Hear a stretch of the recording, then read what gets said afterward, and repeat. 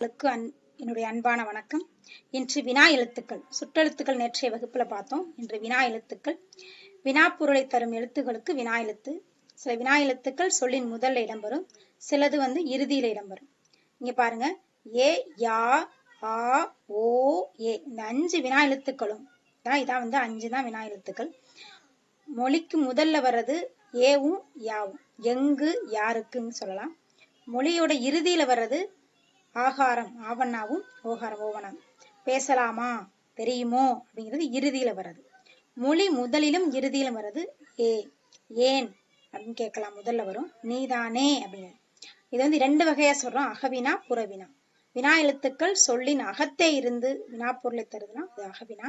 எது, யார், ஏன், இதுல வினா எழுத்துக்களை நீக்கினா பிற எழுத்துக்களுக்கு பொருள் இல்லை.